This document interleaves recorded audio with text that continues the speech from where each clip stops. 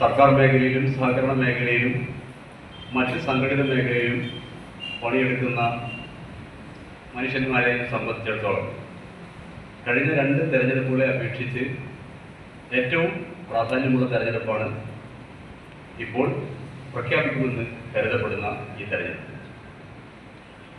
കഴിഞ്ഞ 2 തെരഞ്ഞെടുപ്പുകളിൽ നമ്മൾ സ്വീകരിച്ച സമീപനം എന്തായാലും ശരി, അതിൽ നിന്ന് വളരെ വ്യത്യസ്തവും ഏറെ ഗൗരവതരവുമായ ഒരു സമീപനം സ്വീകരിക്കേണ്ട തെരഞ്ഞെടുപ്പാണ് വരുന്നത് എന്നതാണ് ഈ വേദിയിൽ എൻ്റെ ഓപ്പണിംഗ് സെന്റൻസ് എന്നുള്ള നിലയിൽ എനിക്ക് പറയാം. ഇഫ്താർ പാർട്ടികൾ ഇപ്പോൾ ശക്തമായിക്കൊണ്ടിരിക്കുകയാണ്. ഇടക്കാലത്ത് വെച്ച് ഇഫ്താർ പാർട്ടികളുടെ എണ്ണം ഒന്ന് കുറഞ്ഞിരുന്നു. കാരണം ആളുകൾ ഇങ്ങനെ കലർന്നിരിക്കുന്നതും ഈ കലർപ്പിനെ ആസ്വദിക്കുന്നതുമൊന്നും എല്ലാവർക്കും ഒരേപോലെ സഹിക്കുന്ന കാര്യം. അപ്പോൾ അതുകൊണ്ട് ചില സന്ദർഭങ്ങളിൽ ഇത്തരം കലർപ്പിനെയും കൂട്ടായ്മകൾക്കുമൊക്കെ എതിരെ, ഈ കലർന്നിരിക്കലുകൾക്കും കൂട്ടായ്മകൾക്കുമൊക്കെ എതിരെ ചില ക്ഷുദ്രശക്തികൾ രംഗത്ത് വരാറുണ്ട്. ഇതിനെ അനുകൂലിക്കുന്നവർ നിശബ്ദരായിരിക്കുമ്പോൾ ഇതിനെ എതിർക്കുന്നവർ ശക്തി പ്രാപിക്കുകയും അവരുടെ അഭിപ്രായങ്ങൾ മേൽക്കൈ നേടുകയും ചെയ്യും. ഇതിന്റെ ഫലമായി ഇഫ്താർ വിരുന്ന് മാത്രമല്ല, സമൂഹ ഓണസദ്യ, ഇതുപോലെ ക്രിസ്മസ് ആഘോഷങ്ങൾ എന്ന് തുടങ്ങി മതനിരപേക്ഷത വിളിച്ചോതുന്ന, മതസാഹോദര്യം വിളിച്ചോതുന്ന മാനവികതയുടെ ആഘോഷങ്ങളെല്ലാം വലിയ തോതിൽ വെട്ടിച്ചുരുക്കപ്പെട്ടിരുന്നു. എന്നാൽ ആ വെട്ടിച്ചുരുക്കലിൻ്റെ ഗുണം അത് വെട്ടിച്ചുരുക്കാൻ മുൻകൈയെടുത്തവർക്കല്ല കിട്ടിയത്, മറിച്ച് അതിൻ്റെ മറുപക്ഷത്തേക്കാണ് അത് വന്നു ചേർന്നത്. നിങ്ങൾക്കറിയാം, തുടർച്ചയായ കേന്ദ്രഭരണം ഏത് തരത്തിലേക്കാണ് നമ്മുടെ സമൂഹത്തെ കൊണ്ടുപോകുന്നതെന്നും അതങ്ങനെ ഒരു തടസ്സമില്ലാതെ തുടർന്നാൽ എങ്ങനെയായിരിക്കും നമ്മുടെ സമൂഹം മാറിത്തീരുക എന്നതിനെ സംബന്ധിക്കുന്ന ആശങ്ക ഇന്നെല്ലാവർക്കും. അപ്പോൾ അതുകൊണ്ട് ഇത് തിരിച്ചറിഞ്ഞത് കൊണ്ടായിരിക്കണം, അത് തിരിച്ചറിഞ്ഞതുകൊണ്ടും ഇതിനനുകൂലമായ നമ്മുടെ സാധാരണ ജനങ്ങളുടെ പ്രചരണങ്ങൾ ശക്തിപ്പെട്ടതുകൊണ്ടും വീണ്ടും ഈ സാമൂഹിക ഒത്തുചേരലുകൾ ശക്തിപ്പെട്ടിരിക്കുന്ന കാഴ്ചയാണ് ഇപ്പോൾ നമ്മൾ കേരളത്തിൽ കാണുന്നത്.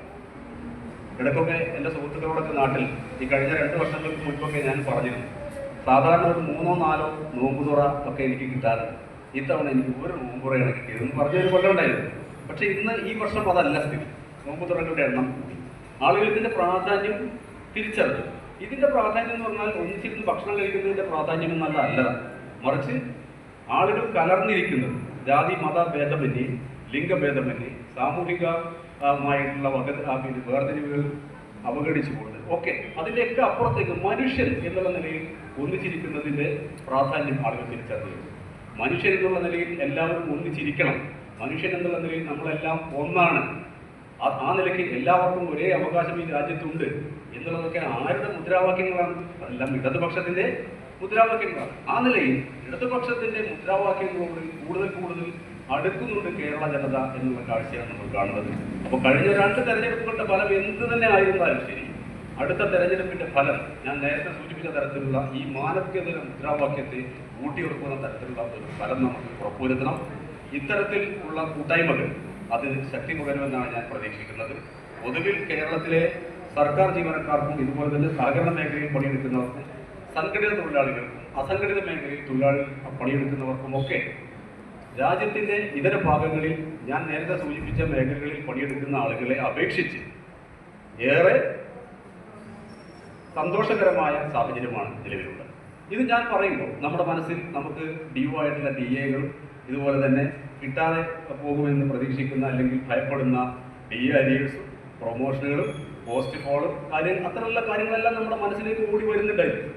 പക്ഷേ അത് നമ്മുടെ തൊട്ട മുന്നിലുള്ള ചിത്രവുമായി താരതമ്യം ചെയ്യുമ്പോഴാണ്, മറിച്ച് സംസ്ഥാനത്തിൻ്റെ ഇന്ത്യയുടെ മറ്റു ഭാഗങ്ങളിലുള്ള സംസ്ഥാനങ്ങളെ സാഹചര്യങ്ങൾ വെച്ച് പരിഗണിക്കുമ്പോൾ നമ്മൾ ഇപ്പോഴും ഇന്ത്യയിലെ ഏറ്റവും സുരക്ഷിതമായ സംസ്ഥാനത്ത് ജോലി ചെയ്യുന്ന ആളുകളാണെന്ന് നമ്മൾ തിരിച്ചറിയും. എന്നാൽ ഈ സുരക്ഷിതത്വം, തൊഴിലാളികൾക്കുള്ള ഈ സുരക്ഷിതത്വം ഞാൻ നേരത്തെ സൂചിപ്പിച്ചതുപോലെ ഈ മാനവികതയുടെ നേരെയുള്ള ആക്രമണം പോലെ തന്നെ തൊഴിൽ സുരക്ഷയ്ക്കും അതുപോലെ തൊഴിലാളികളുടെ ക്ഷേമത്തിനുമൊക്കെ എതിരെയുള്ള ആക്രമണവും വളരെ ശക്തമാണ്. അതുകൊണ്ടാണ് ഈ കഴിഞ്ഞ നരേന്ദ്രമോദി സർക്കാർ സഹകരണ വകുപ്പ് എന്നൊരു വകുപ്പുണ്ടാക്കുകയും നരേന്ദ്രമോദി സർക്കാരിൻ്റെയും അതുപോലെ അതിനെ നേതൃത്വം നൽകുന്ന രാഷ്ട്രീയ പാർട്ടിയുടെയും ഏറ്റവും ഹിംസാത്മക ശക്തിയുള്ള ഒരാൾക്ക് തന്നെ അതിൻ്റെ ചുമതല ഏൽപ്പിക്കുകയും ചെയ്തത്. അത് ആക്രമിച്ചുകൊണ്ടിരിക്കുന്നത് കേരളത്തിലെ സഹകരണ മേഖലയാണ്. ഞാനും സഹകരണ മേഖലയിൽ പ്രവർത്തിക്കുന്ന ആളാണ്. 1-2 സഹകരണ സംഘങ്ങളുമായി എനിക്ക് നല്ല ബന്ധമുണ്ട്. നിങ്ങൾക്കറിയാവുന്നതുപോലെ പെരിന്തൽമണ്ണ അർബൻ കോഓപ്പറേറ്റീവ് ബാങ്ക് ഇത് കേരളത്തിലെ ഏറ്റവും വലിയ അർബൻ കോഓപ്പറേറ്റീവ് ബാങ്കുകളിലെ ഒന്നാണ്. അതിൻ്റെ വൈസ് ചെയർമാനാണ് ഞാൻ. ആ ബാങ്ക് നടത്തിക്കൊണ്ട് പോകാൻ ഞങ്ങളുടെ ബോർഡ് അംഗങ്ങളും ഇതിലെ പ്രൊഫഷണൽ ഡയറക്ടർമാരുമൊക്കെ അഹോരാത്രം പണിയെടുത്തുകൊണ്ടാണ് അത് നടത്തിക്കൊണ്ട് പോകുന്നത്. പണിയെടുക്കാതെ ബാങ്ക് നടത്താൻ പറ്റുമോ എന്ന് ചിന്തിക്കുന്നുണ്ടായിരിക്കും. അതല്ല, മറിച്ച് കേന്ദ്ര സർക്കാരിൻ്റെ റിസർവ് ബാങ്ക് ഓഫ് ഇന്ത്യ വഴി വരുന്ന സൂക്ഷ്മദർശിനികളെ നന്നായി തൃപ്തിപ്പെടുത്തിക്കൊണ്ട് മാത്രമേ നമുക്കതിൽ നിൽക്കാൻ കഴിയൂ. ഏത് ഒരു ചെറിയ പഴുത് കിട്ടിയാലും അതിലൊരു കുന്തം കയറ്റി ഇതിനെ തകർക്കാനാണ് അവർ ശ്രമിച്ചുകൊണ്ടിരിക്കുന്നത്. അതിൻ്റെ പ്രധാന ഉദ്ദേശം എന്ന് പറയുന്നത് സഹകരണ മേഖലയെ തകർക്കുക എന്നുള്ളതാണ്.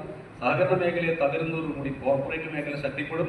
മാത്രവുമല്ല, സഹകരണ മേഖല എന്ന് പറയുന്നത് പ്രത്യേകിച്ച് കേരളത്തിൽ ഇടതുപക്ഷത്തിൻ്റെ കയ്യിൽ അതിൻ്റെ സിംഹഭാഗവും ഉള്ളൊരു മേഖലയാണ്. ഇടതുപക്ഷ സ്വാധീനത്തെ പടർത്താനും വളർത്താനും സഹകരണ മേഖല വലിയ തോതിൽ കാരണമാകുന്നുണ്ടെന്നുള്ളത് നമ്മുടെ ശത്രുക്കൾക്ക് അറിയാം. അതുകൊണ്ട് സഹകരണ മേഖലയിൽ പണിയെടുക്കുന്ന ആളുകളെ പലതരത്തിൽ വ്യാമോഹിച്ച് നമ്മളിൽ നിന്ന് പിന്തിരിപ്പിക്കാനും ഇതിനെതിരെ പ്രവർത്തിക്കാനും ഒക്കെ ഉള്ള ശ്രമങ്ങൾ നടക്കുന്നുണ്ട്. അതിനോടൊക്കെ നല്ല ജാഗ്രത എല്ലാവരും പുലർത്തണമെന്നുള്ളതാണ് മറ്റൊരു കാര്യം പറയാനുള്ളത്. ഇതുപോലെ തെരഞ്ഞെടുപ്പിലേക്ക് നമ്മൾ തിരിച്ചു വരികയാണെങ്കിൽ നമുക്കറിയാം, വണ്ടൂർ നിയമസഭാ മണ്ഡലത്തിലെ ഇടതുപക്ഷ ജനാധിപത്യ മുന്നണി സ്ഥാനാർത്ഥിയായി മത്സരിക്കാൻ ഉള്ള സാധ്യത തെളിഞ്ഞു വന്നിട്ടുണ്ട്. അതുമായി ബന്ധപ്പെട്ടാണ് ഇപ്പോൾ ഞാൻ വണ്ടൂരിൽ പ്രവർത്തിച്ചുകൊണ്ടിരിക്കുന്നത്. യഥാർത്ഥത്തിൽ സ്ഥാനാർത്ഥി പ്രഖ്യാപനം കഴിഞ്ഞിട്ടില്ല, ഞാൻ തന്നെ മത്സരിക്കുമെന്ന് പറയാനും കഴിയില്ല. അതേസമയം സ്ഥാനാർത്ഥിയെ പ്രഖ്യാപിക്കുന്നത് വരെ ഇടതുപക്ഷത്തിന്റെ ശക്തിയെ ക്രോഡീകരിക്കുകയും അതുമായി ബന്ധപ്പെട്ട് അതിനൊരു കുന്തമുന രൂപപ്പെടുത്തുകയും ചെയ്യുക എന്നുള്ളത് ഇവിടുത്തെ പ്രസ്ഥാനത്തിന്റെ ജോലിയാണ്. അതുവരെ നിൽക്കാൻ ഒരാൾ, അതുവരെ ചൂണ്ടിക്കാണിക്കാൻ, അതുവരെ അതിന്റെ കേന്ദ്രസ്ഥാനത്ത് നിൽക്കാൻ നമുക്ക് ആളുകൾ വേണം. ആ ഒരു പ്രവൃത്തിയാണ് ഇപ്പോൾ നടന്നുകൊണ്ടിരിക്കുന്നത്. ഞാനാണ് സ്ഥാനാർത്ഥി എന്നല്ല ഞാൻ ഈ പറയുന്നത്. സ്ഥാനാർത്ഥി പ്രഖ്യാപനം ഉടൻ ഉണ്ടായിരിക്കും. ആ നിലയിൽ അതിൻ്റെ പ്രവർത്തനങ്ങളോട് വളരെ അടുത്ത് നിൽക്കുകയും അവനവന് കഴിയുന്ന എല്ലാ സ്വാധീനവും ഉപയോഗിച്ചു കൊടുക്കും. ഇപ്പോൾ നമ്മുടെ വീട്ടിലേക്ക് കല്യാണം കഴിച്ചു കൊണ്ടുവന്ന ആളുകളുണ്ടായിരിക്കും. അവർ പക്ഷേ നമ്മുടെ രാഷ്ട്രീയമുള്ള ആളുകളായിരിക്കില്ല. അവർക്ക് അവരുടേതായിട്ടുള്ള രാഷ്ട്രീയം ഉണ്ടായിരിക്കും. സാധാരണഗതിയിൽ അവരുടെ രാഷ്ട്രീയ കാര്യങ്ങളിൽ നമ്മൾ ഇടപെടില്ല. പക്ഷേ ഇതൊരു അസാധാരണ സാഹചര്യമാണ്. അത് എന്തുകൊണ്ട് അസാധാരണ സാഹചര്യങ്ങളിൽ ഞാനിപ്പോൾ വിശദീകരിക്കുന്നില്ല. ഇതൊരു അസാധാരണ സാഹചര്യമാണ്. അപ്പോൾ അതുകൊണ്ട് നമ്മുടെ വീട്ടിലേക്ക് കല്യാണം കഴിച്ചു കൊണ്ടുവന്ന മരുമകളുടെ രാഷ്ട്രീയത്തിൽ നമ്മൾ ഇടപെടേണ്ടി വരും. നമ്മളെ വീട്ടിൽ നിന്ന് കല്യാണം കഴിച്ചു കൊടുത്തു അടുത്ത ആഴ്ച വീട്ടിൽ അവരുടെ രാഷ്ട്രീയത്തിൽ നമുക്ക് ഇടപെടേണ്ടി വരും. നമ്മുടെ കസ്റ്റമേഴ്സുമായി ബന്ധപ്പെട്ടുള്ള ആളുകളുമായി അവരുടെ രാഷ്ട്രീയത്തിൽ നമുക്ക് ഇടപെടാൻ കഴിയണം. നമ്മുടെ വിദ്യാർത്ഥികളുടെ ആ നിലയിൽ ഏതെല്ലാം ആളുകളുമായി നമ്മൾ ദൈനംദിന ബന്ധം പുലർത്തുന്നുണ്ടോ അവരുടെ എല്ലാം രാഷ്ട്രീയത്തെ സ്വാധീനിക്കാനും ഞാൻ നേരത്തെ സൂചിപ്പിച്ചതുപോലെ ഇടതുപക്ഷത്തിന്റെ മൂന്നാമതൊരു തുടർഭരണം കേരളത്തിൽ ഉറപ്പുവരുത്താൻ കഴിയേണ്ടതുണ്ട്. തുടർഭരണത്തെ സംബന്ധിച്ചിടത്തോളം പല അഭിപ്രായങ്ങൾ നിങ്ങൾ കേൾക്കുന്നുണ്ടായിരിക്കും. തുടർഭരണം നല്ലതല്ല. ആർക്ക് നല്ലതല്ല? നാട്ടുകാർക്ക് നല്ലതല്ല എന്നുള്ള ഒരു ഭാഷയുണ്ട്. പാർട്ടിക്ക് തന്നെ നല്ലതല്ല എന്ന് പറയുന്ന ആളുകളുണ്ട്. ഇപ്പോൾ എം എൻ കാരശ്ശേരി മാഷൊക്കെ പറയുന്നത് എന്താണ് അല്ലേ? തുടർഭരണം വന്നാൽ കമ്മ്യൂണിസ്റ്റ് പാർട്ടി ഇടതുപക്ഷം കേരളത്തിൽ ഇല്ലാതായി പോകും. ഇടതുപക്ഷം ഇല്ലാത്തൊരു കേരളത്തെ കുറിച്ച് എനിക്ക് ചിന്തിക്കാനേ കഴിയില്ല. അപ്പോൾ അതുകൊണ്ട് ഇടതുപക്ഷത്തെ രക്ഷിക്കണമെങ്കിൽ തുടർഭരണം അവസാനിപ്പിക്കണം. ഇനി ഇടതുപക്ഷം ഒന്ന് ഭരിക്കാതിരിക്കണം. അതാണ് ഒരു ഭാഷ. കേട്ടാൽ തോന്നുന്നു എത്ര ആത്മാർത്ഥമായിട്ടൊരു മനുഷ്യനാണ് ഇയാൾ. എന്നാൽ ഇന്ത്യയിലെ മറ്റ് പല സംസ്ഥാനങ്ങളിലും പതിറ്റാണ്ടുകളായി ഒരേ കക്ഷികൾ ഭരിക്കുന്നുണ്ട്. അവരോടൊന്നും ഈ വേവലാതി കാരശ്ശേരി മാഷ ഞാൻ നേരിട്ട് സൂചിപ്പിക്കില്ല. ആ വിഭാഗം ആളുകൾക്കില്ല. യഥാർത്ഥത്തിൽ തുടർഭരണം കേരളത്തിന്റെ പശ്ചാത്തലത്തിൽ സാധാരണക്കാരായ ആളുകളെ സംബന്ധിച്ചിടത്തോളം, ജാതി മത വ്യത്യാസമില്ലേ, സാധാരണക്കാരായിട്ടുള്ള ആളുകളെ സംബന്ധിച്ചിടത്തോളം, കയ്യിൽ തഴമ്പ് പൊട്ടി ജീവിക്കുന്ന ആളുകളെ സംബന്ധിച്ചിടത്തോളം പ്രത്യേകിച്ച് വലിയ ഗുണമാണ് ഉണ്ടായിട്ടുള്ളത്. അവരുടെ ജീവിതത്തിൽ കാഴ്ചയിൽ തന്നെ പ്രകടമായ വ്യത്യാസങ്ങൾ ഉണ്ടാക്കുന്ന മാറ്റങ്ങൾ ഉണ്ടാക്കാൻ ഇടതുപക്ഷത്തിന്റെ 10 വർഷത്തെ ഭരണത്തിന് കഴിഞ്ഞിട്ടുണ്ട്. മാത്രവുമല്ല, ഇനി സർക്കാരിന്റെ എല്ലാ ഗുണങ്ങളും പറ്റാതെ, സർക്കാരിന്റെ ഒരു ഗുണവും ആവശ്യമില്ലാത്ത സ്വന്തം നിലയിൽ വ്യാപാരമോ വ്യവസായമോ NRI വരുമാനങ്ങളോ ഒക്കെയുള്ള കുടുംബങ്ങളും പ്രഭു കുടുംബങ്ങളും ഒക്കെ നമ്മുടെ നാട്ടിലുണ്ട്. അവരെയൊക്കെ സംബന്ധിച്ചിടത്തോളം ഈ സർക്കാർ കൊണ്ട് എന്ത് ഗുണം എന്ന് നമ്മൾ ചിന്തിക്കും. അതിന് നമ്മുടെ കയ്യിൽ ഉത്തരമുണ്ട്. വളരെ വസ്തുനിഷ്ഠമായ ഉത്തരമാണത്. കാരണം എന്താണ്? കേരളത്തിലെ പൊതു സാഹചര്യത്തിൽ വലിയ ഭേദമുണ്ടായി. വർഗീയ കലാപങ്ങളൊന്നും ഉണ്ടായില്ല. വർഗീയ കലാപങ്ങൾ ഉണ്ടായാൽ ഞങ്ങൾ വാതിലടച്ചാൽ പോലെ നിങ്ങൾ ചിന്തിക്കേണ്ടായിരിക്കും. അത് അതിനെ സംബന്ധിച്ച് ഒരു ധാരണയില്ലാത്തത് കൊണ്ടാണ്. യുദ്ധം നടന്നാൽ എന്താണ് നമുക്ക് പ്രശ്നം എന്നാണ് നമ്മൾ ഇതുവരെ ചിന്തിച്ചിരുന്നത്. എന്നാൽ 90 ദിവസത്തെ ഇന്ധനം സൂക്ഷിച്ചു വെക്കണം എന്നാണ് പൊതുവിൽ ഈ ഇന്ധനം ഉൽപ്പാദിപ്പിക്കുന്ന രാജ്യങ്ങൾ ലോകത്തോട് പറയുന്നത്. നമ്മുടെ രാജ്യത്ത് 28 ദിവസത്തേക്കുള്ള ഇന്ധനമേ ഉള്ളൂ. നിങ്ങളുടെ അടുപ്പിൽ ഇപ്പോൾ കണക്ട് ചെയ്തിരിക്കുന്ന ഗ്യാസ് സിലിണ്ടർ തീർന്നാൽ അടുത്ത സിലിണ്ടർ ഇല്ല എന്നാണ് എൻ്റെ അർത്ഥം. യുദ്ധം നമ്മുടെ അടുക്കളയിലെത്തി. ഇതുപോലെ തന്നെയാണ് വർഗീയ കലാപവും, ഇതുപോലെ തന്നെയാണ് മറ്റേത് സാമൂഹിക അസ്വസ്ഥതകളും. അപ്പോൾ അതൊന്നുമില്ലാത്ത സ്വച്ഛമായ ഒരു സാമൂഹിക, സാംസ്കാരിക, രാഷ്ട്രീയ സാഹചര്യം കേരളത്തിൽ നിലനിന്നത്. ഇതുപോലെ തന്നെ ഈ പശ്ചാത്തല സൗകര്യങ്ങളിൽ ഇപ്പോൾ നമ്മുടെ റോഡുകളും പാലങ്ങളും സ്കൂളുകളും ആശുപത്രികളും എന്ന് തുടങ്ങി മനുഷ്യൻ ദൈനംദിനം ഉപയോഗിക്കുന്ന എല്ലാ പശ്ചാത്തല സൗകര്യങ്ങളിലും പ്രകടമായ മാറ്റം, ഗുണനിലവാരത്തിലുള്ള വലിയ മാറ്റം, ലോക നിലവാരത്തിലേക്കുള്ള ഉയർച്ച, ഇതെല്ലാം സംഭവിച്ചത് തുടർ ഭരണം കൊണ്ടാണെന്നുള്ളത് നമ്മൾ ഓർക്കണം. തുടർ ഭരണമില്ലെങ്കിൽ ഇതിനെല്ലാം തന്നെ ഒരു പുനഃപരിശോധന വരും. ഒരു റോഡ് നമ്മൾ തീരുമാനിച്ചാൽ തുടർ ഭരണമില്ലെങ്കിൽ അടുത്ത സർക്കാർ വന്ന റോഡിന്റെ അലൈൻമെന്റ് മാറും അല്ലേ? വാപ്പുട്ടിന്റെ റോഡിന്റെ സൈഡിലൂടെ പോയിരുന്നത് പിന്നെ കുഞ്ഞാപ്പൂന്റെ സൈഡിലേക്ക് തിരിയും. ആ നിലയിൽ റോഡ് അങ്ങോട്ട് പോകുന്ന റോഡ് ഇങ്ങോട്ട് മാറും. ചിലപ്പോൾ റോഡ് ഒഴിവായി മറ്റെന്തെങ്കിലും ആവും. ആ നിലയിൽ അതുവരെ ചെലവഴിച്ച തുക മുഴുവൻ പാഴാവുകയും അതിനൊരു തുടർച്ചയില്ലാതെ വരികയും ചെയ്യും. 10 വർഷം തുടർച്ചയായി ഭരിച്ചതുകൊണ്ടാണ് കേരളത്തിൽ ഈ മാറ്റം. ഈ മാറ്റം ചെറുതല്ല. കേരളത്തിന് പുറത്തേക്ക് യാത്ര ചെയ്യുമ്പോഴാണ് കേരളം ഏത് തരത്തിൽ മാറിയിട്ടുണ്ട്, എത്തരത്തിൽ മാറിയ സംസ്ഥാനത്താണ് നമ്മൾ ജീവിക്കുന്നത്, നമ്മൾ എന്തുമാത്രം ഭാഗ്യം ചെയ്തവരാണ് എന്നുള്ളതെല്ലാം നമുക്ക് മനസ്സിലാവണമെങ്കിൽ നമ്മൾ പുറത്തേക്ക് യാത്ര ചെയ്യും. അത്തരത്തിൽ വളരെയധികം മാറിയ, വളരെയധികം ഗുണപരമായി മാറ്റം സംഭവിച്ച ഈ ഗുണപരമായ മാറ്റത്തിന്റെ ഗുണം എല്ലാവരിലേക്കും തുല്യമായി വീതിക്കുന്ന സാമൂഹിക കാഴ്ചപ്പാടുള്ള ഒരു ഭരണമാണ് കേരളത്തിലുള്ളത്. ഈ ഭരണം തുടർന്നില്ലെങ്കിൽ, ഈ ഭരണത്തിലൊരു മാറ്റം ഉണ്ടാവുകയാണെങ്കിൽ വരാൻ പോകുന്നവരാരായിരുന്നാലും ശരി, അത് ഈ ഭരണത്തിന്റെ 7 അയൽപ്പക്കത്തേക്ക് നമുക്ക് എത്തിക്കാൻ കഴിയില്ല.